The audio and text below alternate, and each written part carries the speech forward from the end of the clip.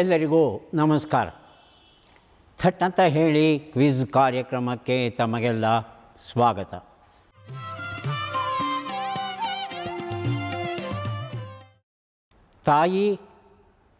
ತಾಯಿ ನುಡಿ, ತಾಯಿ ನಾಡು ಇವುಗಳನ್ನು ಮಿಗಿಲಾದದ್ದು ಈ ಜಗತ್ತಿನಲ್ಲಿ ಇಲ್ಲ. ನಾವು ತಾಯಿ ನುಡಿಯ ಬಗ್ಗೆ ನಿಜಕ್ಕೂ ಆ ನುಡಿಗೆ ಸಲ್ಲಬೇಕಾದ ಗೌರವವನ್ನು ಸಲ್ಲಿಸ್ತಾ ಇದ್ದೀವಾ ಅಂತ ಕೇಳಿದ್ರೆ ಹೌದು ಎಂದು ಹೇಳುವ ಎದೆಗಾರಿಕೆ ನಮಗೆ ಇಲ್ಲ. ನಮ್ಮ ಮಕ್ಕಳಿಗೆ ಕನ್ನಡವನ್ನು ಕಲಿಸಬೇಕು. ಇಂಗ್ಲೀಷನ್ನು ಬೇಕಾದರೆ ಇಂಗ್ಲೀಷರಿಗಿಂತಲೂ ಚೆನ್ನಾಗಿ ಕಲಿಸೋಣ, ಆದರೆ ಕನ್ನಡವನ್ನು ಮರೆಯದಿರೋಣ. ವಿದೇಶದಲ್ಲಿ ಕನ್ನಡ ಪರಿಸರದಿಂದ ಬಹಳ ದೂರ ಇರುವ ಕನ್ನಡಿಗರು ತಮ್ಮ ಮಕ್ಕಳಿಗೆ ಕನ್ನಡವನ್ನು ಕಲಿಸ್ತಾ ಇದ್ದಾರೆ. ಅದನ್ನು ನೋಡಿಯಾದರೂ ನಾವು ಕರ್ನಾಟಕದಲ್ಲಿ ಇರುವವರು ನಮ್ಮ ಮಕ್ಕಳಿಗೆ ಕನ್ನಡವನ್ನು ಕಲಿಸಬೇಕು. ಇವತ್ತು ಮಧ್ಯಪ್ರಾಚ್ಯದ ವಿವಿಧ ದೇಶಗಳಲ್ಲಿ ಇರುವಂಥ ಕನ್ನಡಿಗರು ಯಾರಿದ್ದಾರೆ, ಅವರು ಬೇಸಿಗೆಯ ರಜೆಗೆಂದು ಬೆಂಗಳೂರಿಗೆ ಬಂದಿದ್ದಾರೆ. ಮಕ್ಕಳು, ತಂದೆ ತಾಯಿಯರು, ಅಜ್ಜ ಅಜ್ಜಿಯರು ಇಲ್ಲಿಗೆ ಬಂದಿರುವ ಈ ಹಿನ್ನೆಲೆಯಲ್ಲಿ ಅವರಿಗಾಗಿ ಒಂದು ವಿಶೇಷ ಥಟ್ ಅಂತ ಹೇಳಿ ಕ್ವಿಜ್ ಕಾರ್ಯಕ್ರಮ ನಡೆಸ್ತಾ ಇದ್ದೇವೆ. ಸ್ಪರ್ಧಿಗಳ ಪರಿಚಯ ಮಾಡಿಕೊಂಡು ಕಾರ್ಯಕ್ರಮ ಮುಂದುವರಿಸೋಣ. ನಮ್ಮ ಮೊದಲ ಸ್ಪರ್ಧಿ. ಎಲ್ಲರಿಗೂ ನಮಸ್ಕಾರ. ನನ್ನ ಹೆಸರು ಪ್ರಕಾಶ್ ಅಂತ. ನಾವು ಮೂಲತಃ ದೊಡ್ಡಬಳ್ಳಾಪುರದವರು. ನನ್ನ ಮಗಳು ವಿಭಾ ಅಬುದಾಬಿಲಿ ಕನ್ನಡ ಪ್ರಾಥಮಿಕ ಪಾಠಶಾಲೆಯಲ್ಲಿ ವ್ಯಾಸಂಗ ಮಾಡ್ತಾ ಇದ್ದಾಳೆ. ನನ್ನ ಹವ್ಯಾಸಗಳು ವಾಕಿಂಗ್ ಹೋಗುವುದು ಮತ್ತು ಆಟ ಆಡುವುದು. ಪ್ರಕಾಶ್ ಅವರಿಗೆ ಸ್ವಾಗತವನ್ನು ಕೋರ್ತಾ ಇದ್ದೇವೆ. ಮುಂದಿನ ಸ್ಪರ್ಧಿ. ನನ್ನ ಹೆಸರು ಶಾಲಿನಿ ಅಂತ. ನಾನು ಬೆಂಗಳೂರಿಂದ ಬಂದಿದ್ದೀನಿ. ನನ್ನ ಸ್ನೇಹಿತೆ ಅವ್ರ ಮಗಳು ದುಬೈಯಲ್ಲಿ ಇದ್ದಾರೆ. ಅವ್ರ ಮೂಲಕ ನಾನು ಬಂದಿದ್ದೀನಿ. ಶಾಲಿನಿ ಅವರಿಗೆ ಸ್ವಾಗತವನ್ನು ಕೋರ್ತಾ ಇದ್ದೇವೆ. ಮೂರನೆಯ ಸ್ಪರ್ಧಿ. ನನ್ನ ಹೆಸರು ಮಂಡೇಲ ಎನ್ ಅಂತ. ನಾನು ಬೆಂಗಳೂರಿನಲ್ಲಿ ಇದ್ದೀನಿ. ನಾನು ಬೆಂಗಳೂರಿನಿಂದಲೇ ದುಬೈ ಕನ್ನಡ ಮಕ್ಕಳಿಗೆ ಪಾಠವನ್ನು ಮಾಡ್ತಾ ಇರ್ತೀನಿ. ಮಕ್ಕಳಿಗೆ ಬೆಂಗಳೂರಲ್ಲಿ ಇದ್ದುಕೊಂಡು ದುಬೈ ಮಕ್ಕಳಿಗೆ ಪಾಠ. ಹೌದು ಸರ್. ಏನು ಪುಣ್ಯ, ಏನು ಭಾಗ್ಯ ಸರ್ ನಿಮ್ಮದು. ಬಹಳ ಸಂತೋಷ. ಧನ್ಯವಾದಗಳು ಸರ್. ಕಾರ್ಯಕ್ರಮಕ್ಕೆ ಸ್ವಾಗತವನ್ನು ಕೋರ್ತಾ ಇದ್ದೇವೆ. ತಾವೆಲ್ಲ ಸಿದ್ಧವಾಗಿದ್ದೀರಿ ಅಂದರೆ ಶುರು ಮಾಡೋಣ. ಮೊದಲ ಪ್ರಶ್ನೆ ಪ್ರಕಾಶ್ ಅವರಿಗೆ ಕೇಳ್ತಾ ಇದ್ದೇವೆ. ಭಾರತದ ಪ್ರಮಾಣ ಸಮಯವನ್ನು IST ಇಂಡಿಯನ್ ಸ್ಟ್ಯಾಂಡರ್ಡ್ ಟೈಮ್ ಅಂತ ನಾವೇನು ಹೇಳ್ತೇವೆ, ಇದು ಯಾವ ರೇಖಾಂಶದ ಆಧಾರದ ಮೇಲೆ ಲೆಕ್ಕ ಹಾಕಲಾಗಿದೆ ಅಂತ ತಿಳ್ಕೋಬೇಕು. 4 ಆಯ್ಕೆ ಕೊಡ್ತಾ ಇದ್ದೇನೆ. 80 degree, 68.7 degree, 85.5 degree, 82.5 degree. 82.5 degree. ಆಯ್ಕೆ 4 82.5 ಡಿಗ್ರಿ ಪೂರ್ವ ರೇಖಾಂಶ ಅಂತ ಹೇಳ್ತಾ ಇದ್ದಾರೆ. ಉತ್ತರ ಸರಿಯಾಗಿದೆ. ಹಾಗಾಗಿ ತಮಗೆ ಸ್ವಾಮಿ ವಿವೇಕಾನಂದ ಕುವೆಂಪು ಅವರು ಬರೆದಂಥ ಸೊಗಸಾದ ಪುಸ್ತಕ ಪ್ರಕಾಶ್ ಅವರಿಗೆ ಕೊಟ್ಟಿದ್ದೇವೆ. ಉತ್ತರ ಪ್ರದೇಶದಲ್ಲಿ ನೈನಿ ಅಂತ ಒಂದು ಸ್ಥಳ ಉಂಟು, ಪ್ರಯಾಗ್ರಾಜ್ಗೆ ಹತ್ತಿರ ಇರುವಂಥ ಸ್ಥಳ. ಅದರ ಮೂಲಕ ಈ 82.5 ಡಿಗ್ರಿ ರೇಖಾಂಶ ಏನಿದೆ, ಪೂರ್ವ ರೇಖಾಂಶ ಏನಿದೆ, ಅದು ಹಾದು ಹೋಗುತ್ತೆ. ಹಾಗಾಗಿ ಆ ಸಮಯ ಏನಿದೆ, ಆ ಸಮಯವನ್ನು ಪ್ರಮಾಣಬದ್ಧ ಸಮಯ ಅಂತ ನಾವು ಸ್ವೀಕರಿಸಿದ್ದೇವೆ. ಈಗ ಶಾಲಿನಿ ಅವರಿಗೆ ಪ್ರಶ್ನೆ. ಭಾರತದಲ್ಲಿ ಮೊಘಲ್ ಸಾಮ್ರಾಜ್ಯವನ್ನು ಯಾರು ಸ್ಥಾಪಿಸಿದರು ಅಂತ ತಿಳ್ಕೋಬೇಕಾಗಿದೆ. ಆಯ್ಕೆಗಳನ್ನು ಕೊಡ್ತಾ ಇದ್ದೇನೆ. ಹುಮಾಯೂನ್, ಬಾಬರ್, ಔರಂಗಜೇಬ್, ಅಕ್ಬರ್. ಅಕ್ಬರ್. ಮಂಡೇಲ. ಬಾಬರ್. ಅಕ್ಬರ್, ಬಾಬರ್. ಈ 2 ಉತ್ತರಗಳಲ್ಲಿ ಸರಿಯಾದ ಉತ್ತರ ಯಾವುದು ಅಂತ ಕೇಳೋದಾದರೆ ಮಂಡೇಲ ಕೊಟ್ಟಂಥ ಬಾಬರ್ ಸರಿಯಾದ ಉತ್ತರ. ಭಾರತೀಯ ಸ್ವಾತಂತ್ರ್ಯದ ಇತಿಹಾಸ ಪ್ರಹ್ಲಾದ್ ಎಂ ಕುಳಗೇರಿ ಅನುವಾದ ಮಾಡಿರುವಂಥ ಪುಸ್ತಕ ಮಂಡೇಲ ಅವರಿಗೆ ಕೊಡ್ತಾ ಇದ್ದೇವೆ. 1526ರಲ್ಲಿ ಮೊದಲ ಪಾಣಿಪತ್ ಯುದ್ಧ ನಡೆಯುತ್ತೆ. ಈ ಯುದ್ಧದಲ್ಲಿ ಬಾಬರ್ ಇಬ್ರಾಹಿಂ ಲೋಧಿಯನ್ನು ಸೋಲಿಸ್ಬಿಟ್ಟು ಇಲ್ಲಿ ಮೊಘಲರ ರಾಜ್ಯವನ್ನು ಆರಂಭಿಸ್ತಾನೆ. ಆ ಮೊಘಲರ ರಾಜ್ಯ ಬ್ರಿಟಿಷರು ಬರೋವರೆಗೂ ಅದು ಮುಂದುವರಿಯುತ್ತೆ. ನಂತರ ಬ್ರಿಟಿಷರ ಅಧೀನಕ್ಕೆ, ನಂತರ ಸ್ವತಂತ್ರ ಭಾರತದ ವ್ಯಾಪ್ತಿಗೆ ಸೇರಿಕೊಳ್ಳುತ್ತೆ. ಈಗ ಪ್ರಶ್ನೆ ಮಂಡೇಲಾ ಅವರಿಗೆ ಕೇಳ್ತಾ ಇದ್ದೇವೆ. ತಂಜಾವೂರಿನ ಬೃಹದೀಶ್ವರ ದೇವಾಲಯವನ್ನು ನಿರ್ಮಿಸಿದ ಚೋಳ ರಾಜ ಯಾರು ಅಂತ ತಿಳ್ಕೋಬೇಕಾಗಿದೆ. ಆಯ್ಕೆಗಳು: ಕರಿಕಾಲ ಚೋಳ, ಮೊದಲನೇ ರಾಜೇಂದ್ರ ಚೋಳ, ವಿಜಯಾಲಯ, ಮೊದಲನೆಯ ರಾಜರಾಜ ಚೋಳ. ರಾಜರಾಜ ಚೋಳ. ರಾಜರಾಜ ಚೋಳ ಅನ್ನೋದು ಸರಿಯಾದ ಉತ್ತರ. ಈ ಉತ್ತರವನ್ನು ಮಂಡೇಲಾ ಕೊಟ್ಟಿದ್ದಾರೆ. ವಿಕ್ರಾಂತ ಭಾರತ ಈ ಒಂದು ಪುಸ್ತಕವನ್ನು ಅವರಿಗೆ ಕೊಡ್ತಾ ಇದ್ದೇನೆ. ರಾಜರಾಜ ಚೋಳ 11ನೇ ಶತಮಾನದಲ್ಲಿ ಈತ ರಾಜ್ಯವಾಳ್ತಾ ಇರ್ತಾನೆ. ತಂಜಾವೂರಲ್ಲಿ ಈ ಬೃಹದೀಶ್ವರ ದೇವಾಲಯವನ್ನು ನಿರ್ಮಿಸ್ತಾನೆ. ಅದು ಇವತ್ತಿಗೂ ಸಹ ಬಹಳ ಪ್ರಸಿದ್ಧವಾದದ್ದು. ಮತ್ತೊಂದು ವಿಶೇಷ ಏನು ಅಂದರೆ, ಗ್ರಾನೈಟ್ ಕಲ್ಲನ್ನು ಬಳಸಿ ದೇವಾಲಯವನ್ನು ನಿರ್ಮಿಸಿದಂತಹ ಪಟ್ಟಿ ಇದೆಯಲ್ಲ, ಆ ಪಟ್ಟಿಯಲ್ಲಿ ಮೊದಲ ಸ್ಥಾನದಲ್ಲಿದೆ ಬೃಹದೀಶ್ವರ ದೇವಾಲಯ. ಹೆಸರೇ ಹೇಳುವಾಗೆ ಅತ್ಯಂತ ಬೃಹತ್ತಾಗಿ ಇರುವಂಥ ದೇವಾಲಯ. ಇಷ್ಟು ದೊಡ್ಡ ದೇವಾಲಯವನ್ನು ಹೇಗೆ ಕಟ್ಟಿದ್ರು ಅನ್ನೋದ್ರ ಬಗ್ಗೆ ಇವತ್ತಿಗೂ ವಿಜ್ಞಾನಿಗಳು ಲೆಕ್ಕ ಹಾಕ್ತಾನೇ ಇದ್ದಾರೆ. ಈಗ ಪ್ರಶ್ನೆ ಪ್ರಕಾಶ್ ಅವರಿಗೆ ಕೇಳ್ತಾ ಇದ್ದೇವೆ. ಭಾರತದ ಮಿಸೈಲ್ ಮ್ಯಾನ್ ಎಂದು ಪ್ರಸಿದ್ಧರಾದವರು ಯಾರು ಅಂತ ತಿಳ್ಕೋಬೇಕಾಗಿದೆ. ಆಯ್ಕೆಗಳು: ಅಬ್ದುಲ್ ಕಲಾಂ, ಸತೀಶ್ ಧವನ್, ಹೋಮಿ ಬಾಬಾ, ವಿಕ್ರಮ್ ಸಾರಾಭಾಯ್. ಅಬ್ದುಲ್ ಕಲಾಂ. ಅಬ್ದುಲ್ ಕಲಾಂ ಸರಿಯಾದ ಉತ್ತರ. ಡಾಕ್ಟರ್ APJ ಅಬ್ದುಲ್ ಕಲಾಂ ಅವರು ಭಾರತದ ಕ್ಷಿಪಣಿ ಕಾರ್ಯವನ್ನು, ಮಿಸೈಲ್ಸ್ ಪ್ರೋಗ್ರಾಮ್ ಅಂತ ಏನಿದೆ ಅದನ್ನು ರೂಪಿಸ್ತಾರೆ. ಹಾಗಾಗಿ ಅವರಿಗೆ ಮಿಸೈಲ್ ಮ್ಯಾನ್ ಎನ್ನುವ ಒಂದು ಅಪರೂಪದ ಹೆಸರನ್ನು ಕೊಟ್ಟು ನಾವು ಗೌರವಿಸಿದ್ದೇವೆ. ಒಂದು ಪುಸ್ತಕ ನಿಮಗೆ ಕೊಡಬೇಕಾಗಿದೆ. ಜೀವನ ಮೌಲ್ಯಗಳು ಎನ್ನುವ ಪುಸ್ತಕ, ಪ್ರಗ ಸಹಸ್ರಬುದ್ಧೆ ಬರೆದಿರುವಂಥ ಕೃತಿ ಪ್ರಕಾಶ್ ಅವರಿಗೆ ಕೊಟ್ಟಿದ್ದೇನೆ. ಈಗ ಮುಂದಿನ ಪ್ರಶ್ನೆ ಶಾಲಿನಿ ಅವರಿಗೆ ಬರ್ತಾ ಇದೆ. ನಮಗೆ ರಕ್ತವನ್ನು ನೀಡಿ, ನಾನು ನಿಮಗೆ ಸ್ವಾತಂತ್ರ್ಯವನ್ನು ನೀಡುತ್ತೇನೆ. ಈ ಮಾತನ್ನು ಯಾರು ಹೇಳಿದ್ರು ಅಂತ ತಿಳ್ಕೋಬೇಕಾಗಿದೆ. ಜವಾಹರ್ಲಾಲ್ ನೆಹರು, ಸುಭಾಷ್ ಚಂದ್ರ ಬೋಸ್, ಲಾಲಾ ಲಜಪತ್ ರಾಯ್, ರಾಮ್ ಪ್ರಸಾದ್ ಬಿಸ್ಮಿಲ್. ಸುಭಾಷ್ ಚಂದ್ರ ಬೋಸ್. ಸುಭಾಷ್ ಚಂದ್ರ ಬೋಸ್ ಅನ್ನೋದು ಸರಿಯಾದ ಉತ್ತರ ಆಗಿತ್ತು. ಈ ಉತ್ತರವನ್ನು ಕೊಟ್ಟಿದ್ದಾರೆ ಶಾಲಿನಿ ಅವರು. ಭಾರತೀಯ ಚಿತ್ತ, ಮಾನಸಿಕತೆ, ಕಾಲ, ಧರ್ಮಪಾಲ್ ಬರೆದಂಥ ಬಹಳ ಒಳ್ಳೆಯ ಪುಸ್ತಕ ತಮಗೆ ದೊರೆಯುತ್ತಾ ಇದೆ. ನಮಗೆಲ್ಲ ಗೊತ್ತಿರೋ ಹಾಗೆ ಭಾರತದಲ್ಲಿ ಗಾಂಧೀಜಿ ಒಂದು ಕಡೆ ಆದರೆ ಮತ್ತೊಂದು ಕಡೆ ಸುಭಾಷ್ ಚಂದ್ರ ಬೋಸ್. ಗಾಂಧೀಜಿ ಶಾಂತಿ ಮಂತ್ರವನ್ನು ಜಪಿಸಿದರೆ ಸುಭಾಷ್ ಚಂದ್ರ ಬೋಸ್ ದಂಡಂ ದಶಗುಣಂ ಭವೇತ್ ಅನ್ನೋ ಲೆಕ್ಕಾಚಾರದಲ್ಲಿ ಯುದ್ಧವನ್ನು ಮಾಡಿ ಬ್ರಿಟಿಷರನ್ನು ಸೋಲಿಸೋಣ ಅನ್ನೋ ಹುಮ್ಮಸ್ಸಲ್ಲಿ ಅವರು ಆಜಾದ್ ಹಿಂದ್ ಫೌಜನ್ನು ಸಿದ್ಧಪಡಿಸ್ತಾರೆ. ಯುವಕರು ಬೇಕಾಗುತ್ತೆ ಸೈನ್ಯವನ್ನು ಸೇರೋದಕ್ಕೆ. ಆಗ ಹೇಳ್ತಾರೆ ಅವರು, ನೀವು ನನಗೆ ನಿಮ್ಮ ರಕ್ತವನ್ನು ಕೊಡಿ, ನಾನು ನಿಮಗೆ ಸ್ವಾತಂತ್ರ್ಯವನ್ನು ಕೊಡ್ತೇನೆ. ಈ ಒಂದು ಮಾತು ಏನಿದೆ ಬಹುದೊಡ್ಡ ಪ್ರಮಾಣದಲ್ಲಿ ಅಂದಿನ ಭಾರತೀಯರ ಮೇಲೆ, ಯುವಜನತೆಯ ಮೇಲೆ ವಿಶೇಷ ಪರಿಣಾಮವನ್ನು ಬೀರುತ್ತೆ. ಹಾಗಾಗಿ ಆಜಾದ್ ಹಿಂದ್ ಸೇನೆ ಏನಿದೆ ಅದು ಭಾರತದ ಕಡೆಗೆ ಬರಲಿಕ್ಕೆ ಶುರುವಾಗುತ್ತೆ. ಮುಂದೆ ನಡೆದದ್ದು ತಮಗೆ ಗೊತ್ತಿರುವಂಥ ವಿಚಾರ. ಈಗ ಪ್ರಶ್ನೆ ಮಂಡೇಲಾ ಅವ್ರಿಗಲ್ವಾ? ತಮ್ಮ ಪ್ರಶ್ನೆ: ಭಾರತದ ರಾಷ್ಟ್ರೀಯ ಪ್ರಾಣಿ ಯಾವುದು? ಆನೆ, ಚಿರತೆ, ಹುಲಿ, ಸಿಂಹ? ಹುಲಿ. ಹುಲಿ ಅಂತ ಹೇಳ್ತಿದ್ದೀರಿ. ತಮ್ಮ ಉತ್ತರ ಸರಿಯಾಗಿದೆ. ತಮಗೆ ಜೀವನ ಮೌಲ್ಯಗಳು ಎನ್ನುವ ಈ ಒಂದು ಪುಸ್ತಕವನ್ನು ಕೊಡ್ತಾ ಇದ್ದೇನೆ, ದಯವಿಟ್ಟು ಸ್ವೀಕರಿಸಿ. ಆರಂಭದಲ್ಲಿ ಸಿಂಹವನ್ನು ನಮ್ಮ ರಾಷ್ಟ್ರೀಯ ಪ್ರಾಣಿಯನ್ನಾಗಿ ನಾವು ಬಳಸ್ತಾ ಇದ್ವಿ. ಹುಲಿಯನ್ನು ನಾವು ತಗೊಂಡಿರಲಿಲ್ಲ. ಆದರೆ ಕೆಲವು ತಜ್ಞರು ಕೆಲವು ತಾಂತ್ರಿಕ ಅಂಶಗಳನ್ನು ವ್ಯಕ್ತಪಡಿಸಿದ್ರು. ಸಿಂಹ ಭಾರತದಲ್ಲಿ ಸ್ವಾಭಾವಿಕವಾಗಿ ವಾಸ ಮಾಡೋಲ್ಲ, ಹುಲಿ ವಾಸ ಮಾಡುತ್ತೆ. ಅದರಲ್ಲೂ ಬಂಗಾಳದ ಹುಲಿ ಅಂತ ಹೇಳ್ತಂದರೆ ಅದು ಗಾಂಭೀರ್ಯಕ್ಕೆ ಹೆಸರುವಾಸಿಯಾದಂಥ ಪ್ರಾಣಿ. ಹಾಗಾಗಿ ಬಂಗಾಳದ ಸುಂದರ್ಬನ್ ಪ್ರದೇಶದಲ್ಲಿ ಇರತಕ್ಕಂಥ ಹುಲಿಯನ್ನೇ ನಮ್ಮ ರಾಷ್ಟ್ರದ ಪ್ರಾಣಿಯನ್ನಾಗಿ ಸ್ವೀಕರಿಸೋದು ಒಳ್ಳೆಯದು ಅನ್ನೋ ಅಭಿಪ್ರಾಯವನ್ನು ವ್ಯಕ್ತಪಡಿಸಿದಾಗ ನಾವು ಸಿಂಹವನ್ನು ತೆಗೆದು ಅದರ ಸ್ಥಾನದಲ್ಲಿ ಹುಲಿಯನ್ನು ಇಟ್ಟಿದ್ದೇವೆ. ಈಗ ಪ್ರಶ್ನೆ ಪ್ರಕಾಶ್ ಅವರಿಗೆ.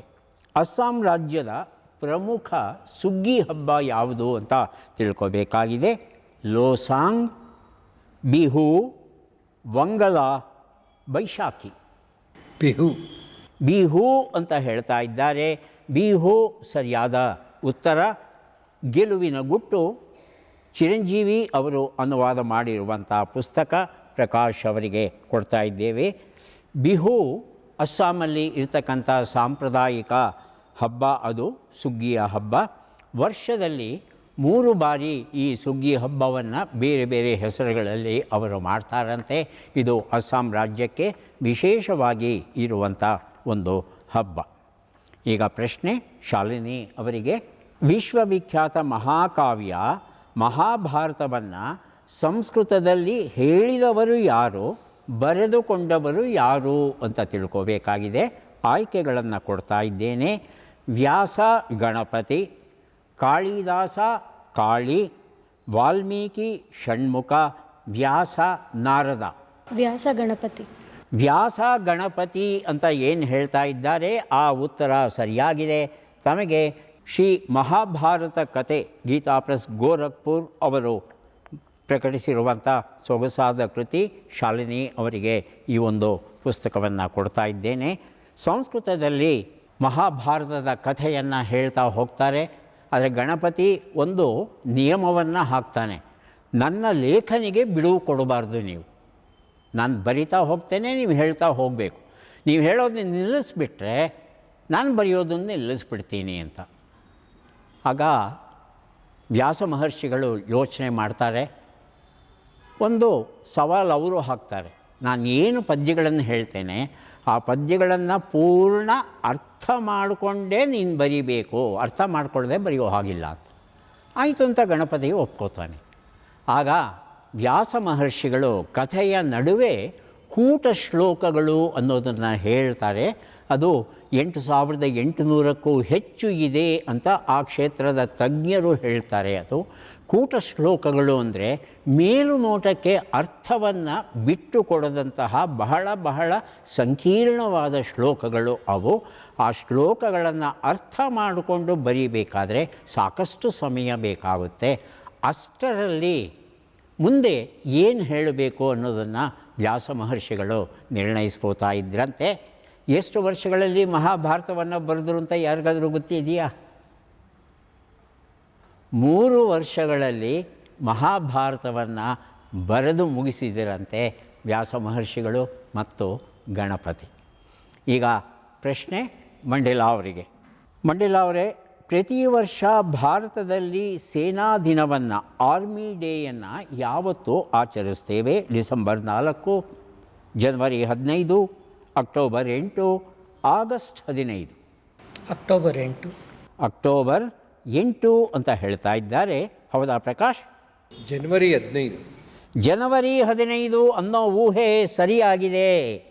ತಮಗೆ ರಣವೀಳ್ಯ ಅನ್ನೋ ಈ ಒಂದು ಅಪರೂಪದ ಪುಸ್ತಕ ಕೊಡ್ತಾ ಇದ್ದೇನೆ. ಪ್ರತಿಯೊಬ್ಬ ಕನ್ನಡಿಗನೂ ಪ್ರತಿಯೊಬ್ಬ ಭಾರತೀಯನೂ ಓದಲೇಬೇಕಾದಂಥ ಪುಸ್ತಕ ಈ ರಣವೀಳ್ಯ. ಯಾರು ಪರಮವೀರ ಚಕ್ರ ಪ್ರಶಸ್ತಿಯನ್ನು ಗಳಿಸಿದ್ದಾರೆ, ಆ ಮಹಾನುಭಾವರು ಎಲ್ಲಿ, ಯಾವಾಗ, ಹೇಗೆ ಯುದ್ಧವನ್ನು ಮಾಡಿ ಶತ್ರುಗಳನ್ನು ಸೋಲಿಸಿ ನಮ್ಮ ದೇಶದ ಸ್ವಾತಂತ್ರ್ಯ ಮುಕ್ಕಾಗದಂತೆ ಸಂರಕ್ಷಿಸಿದರು ಅನ್ನೋದನ್ನು ಸೊಗಸಾಗಿ ವಿವರಿಸುವಂಥ ಒಂದು ಪುಸ್ತಕ ರಣವೀಳ್ಯ. ಇದನ್ನು ಪ್ರಕಾಶ್ ಅವರಿಗೆ ನಾನು ಕೊಡ್ತಾ ಇದ್ದೇನೆ. ಪ್ರಕಾಶ್ ಅವರೇ, ಜನವರಿ 15ಕ್ಕೆ ಯಾಕೆ ಆರ್ಮಿ ಡೇ ಆಚರಿಸ್ತೇವೆ ಅನ್ನೋದಕ್ಕೆ ಕಾರಣ ಉಂಟು. ಜನರಲ್ KM ಕಾರ್ಯಪ್ಪ ಅವರು ಭಾರತೀಯ ಸೇನೆಯ ಮೊದಲ ಕಮ್ಯಾಂಡರ್ ಇನ್ ಚೀಫ್ ಆಗಿರ್ತಾರಲ್ಲ, ಅವರು ಅಧಿಕಾರವನ್ನು ಸ್ವೀಕರಿಸಿದ್ದು ಜನವರಿ 15ಕ್ಕಂತೆ. ಹಾಗಾಗಿ ಜನವರಿ 15ನ್ನು ಸೇನಾ ದಿನವನ್ನಾಗಿ ನಾವು ಆಚರಿಸ್ಕೊಂಡು ಬರ್ತಾ ಇದ್ದೇವೆ. ಮುಂದಿನ ಪ್ರಶ್ನೆ ಬರಬೇಕಾದದ್ದು ನಿಮಗೆ ಬರಬೇಕು. ದೂರದರ್ಶನದ ಪ್ರಸಿದ್ಧ ಘೋಷವಾಕ್ಯ ಯಾವುದು? ಜನಹಿತಕ್ಕಾಗಿ ದೂರದರ್ಶನ, ಸತ್ಯಮೇವ ಜಯತೆ, ಸತ್ಯಂ ಶಿವಂ ಸುಂದರಂ, ದೇಶ ಕಾ ಅಪ್ನಾ ಚಾನಲ್. ಸತ್ಯಂ ಶಿವಂ ಸುಂದರಂ. ಸತ್ಯಂ ಶಿವಂ ಸುಂದರಂ ಉತ್ತರ ಸರಿಯಾಗಿದೆ. ಭಾರತೀಯ ಸ್ವಾತಂತ್ರ್ಯ ಸಂಗ್ರಾಮ ನಾರಾಯಣ ಶೇವಿರೆ, ಎನ್ ರವೀಂದ್ರ ಅವರು ಬರೆದಂಥ ಸೊಗಸಾದ ಕೃತಿ ಪ್ರಕಾಶ್ ಅವರಿಗೆ ಕೊಟ್ಟಿದ್ದೇವೆ. ದೂರದರ್ಶನ ಭಾರತದ ಸಾರ್ವಜನಿಕ ಸೇವಾ ಪ್ರಸಾರ ಸಂಸ್ಥೆಯಾದ ಪ್ರಸಾರ ಭಾರತ ಅಡಿಯಲ್ಲಿ ಕಾರ್ಯನಿರ್ವಹಿಸ್ತಾ ಇದೆ. ಈ ಸತ್ಯಂ ಶಿವಂ ಸುಂದರಂ ಅನ್ನೋ ವಾಕ್ಯವನ್ನು ಅದೇನೂ ನಿರಾಕರಿಸಿಲ್ಲ, ಇವತ್ತಿಗೂ ಬಳಸ್ತಾ ಇದೆ. ಆದರೆ ಎಲ್ಲ ಸಂದರ್ಭಗಳಲ್ಲಿ ಬಳಸದೇ ಇರಬಹುದು. ಭಾರತದ ಚಲನಚಿತ್ರರಂಗದ ಪಿತಾಮಹ ಎಂದು ಯಾರನ್ನು ಕರೆಯುತ್ತಾರೆ? ಶಾಲಿನಿಯವರು ಉತ್ತರ ಕೊಡ್ತಾರೆ. 4 ಆಯ್ಕೆಗಳನ್ನು ಕೊಡ್ತಾ ಇದ್ದೇನೆ. ದುಂಡಿರಾಜ್ ಗೋವಿಂದ ಫಾಲ್ಕೆ, ರಾಜ್ ಕಪೂರ್, ಪೃಥ್ವಿರಾಜ್ ಕಪೂರ್, ಸತ್ಯಜಿತ್ ರೇ. ಸತ್ಯಜಿತ್ ರೇ. ಮಂಡೆಲ. ಪಾಲ್ಕೆ ಸರ್. ಪಾಲ್ಕೆ ಸರಿಯಾದ ಉತ್ತರ ಆಗಿತ್ತು. ಒಂದು ಪುಸ್ತಕವನ್ನು ಸೋಲುಗಳಿಗೆ ಅಂಜದಿರಿ, ಜಯಪ್ರಕಾಶ್ ನಾಗತಿಹಳ್ಳಿ ಬರೆದಂಥ ಪುಸ್ತಕ, ಅದನ್ನು ಮಂಡೇಲ ಅವರಿಗೆ ಕೊಡ್ತಾ ಇದ್ದೇವೆ. ದುಂಡಿರಾಜ್ ಗೋವಿಂದ ಫಾಲ್ಕೆ ಭಾರತೀಯ ಚಿತ್ರರಂಗಕ್ಕೆ ಭದ್ರವಾದ ಬುನಾದಿಯನ್ನು ಹಾಕಿದವರು. ಅವರ ಹೆಸರಲ್ಲಿ ದಾದಾ ಸಾಹೇಬ್ ಫಾಲ್ಕೆ ಪ್ರಶಸ್ತಿಯನ್ನು ಕೊಡ್ತಾ ಇದ್ದೇವೆ. ಕನ್ನಡದಲ್ಲಿ ಯಾರಿಗೆ ಬಂತು ಫಾಲ್ಕೆ ಪ್ರಶಸ್ತಿ? ರಾಜ್ಕುಮಾರ್ ಅವರಿಗೆ. ಈ ನಮ್ಮ ದೇಶದ ಅತ್ಯುನ್ನತ ಗೌರವ ಏನಿದೆ ಅದು ರಾಜ್ಕುಮಾರ್ ಅವರಿಗೆ ದೊರೆತಿದೆ. ನಾವೆಲ್ಲ ಸಂತೋಷ ಪಡಬೇಕಾದಂಥ ವಿಚಾರ. ಈಗ ಮುಂದಿನ ಪ್ರಶ್ನೆ ಬರಬೇಕಾದದ್ದು ಮಂಡೇಲ ಅವರಿಗೆ. ಒಲಿಂಪಿಕ್ಸ್ ಇತಿಹಾಸದಲ್ಲಿ ವೈಯಕ್ತಿಕ ವಿಭಾಗದಲ್ಲಿ ಭಾರತಕ್ಕೆ ಮೊಟ್ಟ ಮೊದಲ ಚಿನ್ನದ ಪದಕವನ್ನು ತಂದುಕೊಟ್ಟಂಥ ಕ್ರೀಡಾಪಟು ಯಾರು ಅಂತ ತಿಳ್ಕೋಬೇಕಾಗಿದೆ. ಆಯ್ಕೆಗಳು: ವಿಜಯ್ ಕುಮಾರ್, ಅಭಿನವ ಬಿಂದ್ರಾ, ಸುಶೀಲ್ ಕುಮಾರ್, ನೀರಜ್ ಚೋಪ್ರಾ. ಅಭಿನವ ಬಿಂದ್ರಾ ಉತ್ತರ ಸರಿಯಾಗಿದೆ. ತಮಗೆ ಮತ್ತೂ ಒಂದು ಪುಸ್ತಕ, ನಿತ್ಯ ವಿಜ್ಞಾನದ ಪ್ರಶ್ನೋತ್ತರಗಳು, RB ಗುರು ಬಸವರಾಜ್ ಬರೆದಿರುವಂಥ ಪುಸ್ತಕ. ಈ ಪುಸ್ತಕವನ್ನು ಮಂಡೇಲ ಅವರಿಗೆ ಕೊಡ್ತಾ ಇದ್ದೇವೆ. ಮುಂದಿನ ಪ್ರಶ್ನೆಯನ್ನು ನಾವು ಪ್ರಕಾಶ್ ಅವರಿಗೆ ಕೇಳ್ತಾ ಇದ್ದೇವೆ. ದಂಡಿ ಸತ್ಯಾಗ್ರಹವು ಯಾವ ವರ್ಷದಲ್ಲಿ ನಡೆಯಿತು? ಆಯ್ಕೆಗಳನ್ನು ಕೊಡ್ತಾ ಇದ್ದೇನೆ. 1920, 1930, 1942, 1947. 1920. 1920. ಹೌದಾ ಶಾಲಿನಿ? 1930. 1930 ಅನ್ನೋದು ಸರಿಯಾದ ಉತ್ತರ ಆಗಿತ್ತು. ಈ ಉತ್ತರವನ್ನು ಕೊಟ್ಟವರು ಶಾಲಿನಿ ಅವರು. ಆಯುರ್ವೇದ ಮತ್ತು ಮಹಿಳಾ ಆರೋಗ್ಯ, ಡಾಕ್ಟರ್ ಶುಭಂಕರಿ ಪಿ ರಾವ್, ಗೀತಾ ಶ್ರೀನಿವಾಸನ್ ಬರೆದಂಥ ಪುಸ್ತಕ. ಶಾಲಿನಿ ಅವರಿಗೆ ಕೊಡ್ತಾ ಇದ್ದೇನೆ. 1930 ಮರೀಲಿಕ್ಕೆ ಸಾಧ್ಯವಿಲ್ಲ ಆ ಒಂದು ದಿನಾಂಕವನ್ನು. ಮಾರ್ಚ್ 12ರಂದು ಸಬರ್ಮತಿ ಆಶ್ರಮದಿಂದ ದಂಡಿ ಎನ್ನುವ ಕಡಲ ತೀರ ಪ್ರದೇಶಕ್ಕೆ ಹೋಗಿ ಮೊದಲ ಬಾರಿಗೆ ಉಪ್ಪನ್ನು ಕೈಯಲ್ಲಿ ತಗೊಂಡು ಅದನ್ನು ತೋರಿಸ್ತಾ, ಭಾರತ ಇವತ್ತು ಸರ್ವ ಸ್ವತಂತ್ರವಾಗಿದೆ, ಉಪ್ಪನ್ನು ತಗೊಂಡು ಬ್ರಿಟಿಷರ ಆಜ್ಞೆ ಏನಿದೆ ಅದನ್ನು ನಿರಾಕರಿಸಿದ್ದೇನೆ ಅಂತ ಘೋಷಿಸ್ತಾರೆ. ವಿಶೇಷ ಏನು ಅಂದರೆ, ಅದೇ ಸಂದರ್ಭದಲ್ಲಿ ಉಪ್ಪಿನ ಸತ್ಯಾಗ್ರಹ ಮಾದರಿಯ ಒಂದು ಘಟನೆ ನಮ್ಮ ಕರ್ನಾಟಕದಲ್ಲೂ ನಡೆಯುತ್ತೆ. ಅಂಕೋಲದಲ್ಲಿ ಒಂದಷ್ಟು ಜನ ಸೇರಿಕೊಂಡು ಬ್ರಿಟಿಷರಿಗೆ ಏನು ಕಾನೂನನ್ನು ವಿಧಿಸಿದ್ರು ಅದಕ್ಕೆ ವಿರುದ್ಧವಾಗಿ ಉಪ್ಪನ್ನು ತಗೊಂಡು ಆ ಮೊದಲ ಬಾರಿಗೆ ತೆಗೆದಂಥ ಉಪ್ಪನ್ನು ಹರಾಜು ಹಾಕ್ತಾರೆ ಅವರು. ಯಾರು ಕೊಂಡ್ಕೋತೀರಿ ಈ ಉಪ್ಪನ್ನು? ಇದು ನಮ್ಮ ಸಮುದ್ರ, ಇದು ನಾವು ತಯಾರಿಸಿರೋ ಉಪ್ಪು, ಇದನ್ನು ನಾವು ಬಳಸದೆ ಇನ್ಯಾರು ಬಳಸಬೇಕು? ಯಾರಿಗೆ ಬೇಕು ಉಪ್ಪು? ತಗೊಳ್ಳಿ, ಹರಾಜು ಹಾಕ್ತಾರೆ. ಇಂತಹ ಒಂದು ಕ್ರಾಂತಿಕಾರಕ ಘಟನೆಯು ಕರ್ನಾಟಕದಲ್ಲಿ ಅಂಕೋಲಾದಲ್ಲಿ ನಡೀತು, ಮರೀಲಿಕ್ಕೆ ಸಾಧ್ಯವಿಲ್ಲ. ಶಾಲಿನಿಯವರೇ, ಮುಂದಿನ ಪ್ರಶ್ನೆ. ಭಾರತದ ರಾಷ್ಟ್ರೀಯ ಧ್ವಜದಲ್ಲಿ 3 ಬಣ್ಣಗಳಿವೆ, ಮಧ್ಯೆ ಅಶೋಕ ಚಕ್ರ ಇದೆ. ಆ ಅಶೋಕ ಚಕ್ರದಲ್ಲಿ ಎಷ್ಟು ಕಡ್ಡಿಗಳಿವೆ ಅಂತ ತಿಳ್ಕೋಬೇಕಾಗಿದೆ. 20, 24. 24 ಆಯ್ಕೆಗಳು ಬರೋಕ್ಕೆ ಮೊದಲೇ ಹೇಳಿಬಿಟ್ರೆ 24 ಸರಿಯಾಗಿದೆಯಾ? ಸರಿಯಾಗಿದ್ದರೆ ಒಂದು ಪುಸ್ತಕ ಹೆಚ್ಚುವರಿ ಕೊಡ್ತೇನೆ. ಕರೆಕ್ಟ್ ಆಗಿದೆ, ಅನುಮಾನ ಇಲ್ಲ. ಏನು ಹೇಳ್ತೀರಿ ಸರ್ ಮಂಡೇಲ ಅವರು? ಕರೆಕ್ಟ್. ಸರಿಗಿದೆಯಾ 24? ಪ್ರಕಾಶ್ ಅವರೇ, 24 ಸರಿ ಇದೆ. 24 ಸರಿಯಾದ ಉತ್ತರ. ಸ್ಫೂರ್ತಿ ರಾಮಕೃಷ್ಣ ಪರಮಹಂಸರು, ಶಾರದಾದೇವಿ, ವಿವೇಕಾನಂದ ಅವರ ಮೂವರ ಬದುಕಿನ ಒಂದು ಸಂದೇಶ ರಾಮಕೃಷ್ಣಾಶ್ರಮ ಪ್ರಕಟಿಸಿರುವ ಕೃತಿ. ಇದರ ಜೊತೆಗೆ ಐತಾಳರ ಕಥೆಗಳು ಎನ್ನುವ ಪುಸ್ತಕ, ಶಾಲಿನಿ ಅವರಿಗೆ 2 ಪುಸ್ತಕಗಳನ್ನು ಕೊಟ್ಟಿದ್ದೇನೆ. ನೀಲಿ ಬಣ್ಣದ ಅಶೋಕ ಚಕ್ರದಲ್ಲಿ 24 ಗೆರೆಗಳು ಇರುತ್ತವೆ. ಸ್ಪೋಕ್ಸ್ ಅಥವಾ ಕಡ್ಡಿಗಳು ಅಥವಾ ಅರೆಗಳು ಅನ್ನೋದು ಸರಿಯಾದ ಒಂದು ಶಬ್ದ. ಅದು ಇದಕ್ಕೆ ನಾನಾ ರೀತಿಯ ಅರ್ಥಗಳನ್ನು ಕೊಡ್ತಾರೆ. ಇದು ದಿನದ 24 ಗಂಟೆಯ ಸೂಚಕ ಅನ್ನೋ ಅರ್ಥವೇ ಹೆಚ್ಚು ಪ್ರಸಿದ್ಧವಾಗಿದೆ. ಕೊನೆಯ ಪ್ರಶ್ನೆ ಮಂಡೇಲಾ ಅವರಿಗೆ. ತಮಿಳುನಾಡಿನಲ್ಲಿ ಸೂರ್ಯದೇವನಿಗೆ ಕೃತಜ್ಞತೆ ಸಲ್ಲಿಸಲು ಆಚರಿಸುವ ಸುಗ್ಗಿಯ ಹಬ್ಬ ಯಾವುದು ಅಂತ ತಿಳ್ಕೋಬೇಕಾಗಿದೆ. ಯುಗಾದಿ, ಪೊಂಗಲ್, ಬಿಹು, ಓಣಂ. ಪೊಂಗಲ್ ಸರ್. ಪೊಂಗಲ್ ಅನ್ನೋದು ಸರಿಯಾದ ಉತ್ತರ. ಈ ಉತ್ತರವನ್ನು ಮಂಡೇಲಾ ಅವರು ಕೊಟ್ಟಿದ್ದಾರೆ. ಅವರಿಗೆ ಪರೀಕ್ಷೆ ನಿರೀಕ್ಷೆ ಎನ್ನುವ ಈ ಒಂದು ಪುಸ್ತಕವನ್ನು ಕೊಡ್ತಾ ಇದ್ದೇನೆ. ಪೊಂಗಲ್ ತಮಿಳುನಾಡಿನ ಬಹುದೊಡ್ಡ ಹಬ್ಬ. ಸಾಮಾನ್ಯವಾಗಿ 3 ದಿನಗಳವರೆಗೆ ಈ ಹಬ್ಬವನ್ನು ಆಚರಿಸೋದು ಉಂಟು. ಹೊಸ ಅಕ್ಕಿ ಮತ್ತು ಬೆಲ್ಲದಿಂದ ಸಿಹಿಯನ್ನು ತಯಾರು ಮಾಡಿ ಸೂರ್ಯನನ್ನು ಆರಾಧಿಸ್ತಾರೆ. ಸೂರ್ಯನನ್ನು ಆರಾಧಿಸುವ ಪದ್ಧತಿ ಒಂದು ಕಾಲದಲ್ಲಿ ಬಹಳ ದೊಡ್ಡ ಪ್ರಮಾಣದಲ್ಲಿತ್ತು ಭಾರತದಲ್ಲಿ. ಆದರೆ ಸೂರ್ಯನನ್ನು ಆರಾಧಿಸುವ, ಸೂರ್ಯನನ್ನು ಆರಾಧ್ಯ ದೈವವನ್ನಾಗಿ ಸ್ವೀಕರಿಸುವ ಜನರ ಪಂಥದ ಕಡಿಮೆ ಆಗಿದೆ. ಆದರೆ ತಮಿಳುನಾಡಲ್ಲಿ ಮಾತ್ರ ಪೊಂಗಲ್ ಹಬ್ಬದಲ್ಲಿ ಸೂರ್ಯನನ್ನು ವಿಶೇಷವಾಗಿ ಆರಾಧಿಸ್ತಾರೆ. ಬಹಳ ಸಂತೋಷ ತಾವು ಈ ವಿಶೇಷ ಕಾರ್ಯಕ್ರಮದಲ್ಲಿ ಭಾಗಿಯಾಗಿದ್ದು. ಪುಸ್ತಕಗಳನ್ನು ಕೊಡುವ ಶುಭ ಕ್ಷಣ ಈಗ ಬಂತು. ಪ್ರಕಾಶ್ ಅವರೇ, ದಯವಿಟ್ಟು ಬನ್ನಿ. ತಮಗೆ 3, 2, 5 ಪುಸ್ತಕಗಳು ತಮಗೆ ದೊರೀತಾ ಇವೆ, ಸ್ವೀಕರಿಸಿ. ಶಾಲಿನಿ, ತಮಗೂ ಸಹ 5 ಪುಸ್ತಕಗಳು ದೊರೀತಾ ಇವೆ. ದಯವಿಟ್ಟು ಬನ್ನಿ, ಪುಸ್ತಕಗಳನ್ನು ಸ್ವೀಕರಿಸಿ.